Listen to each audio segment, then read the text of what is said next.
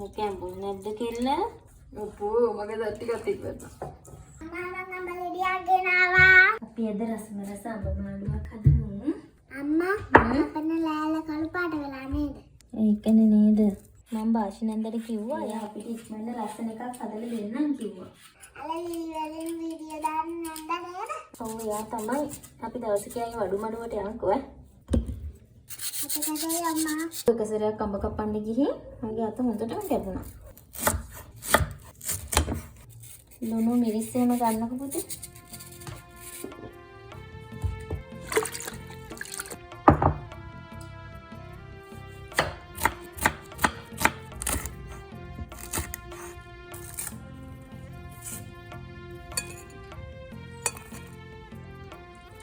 ඕකේ අඹුල් නැද්ද කෙල්ල?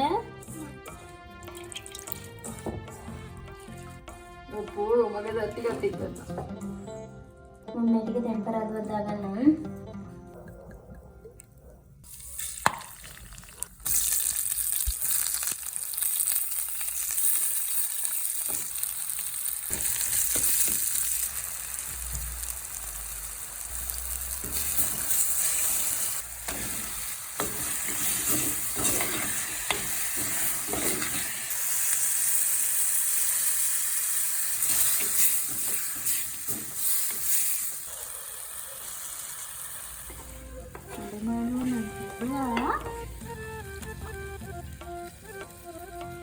කාලා බලන්න රසයි කියලා.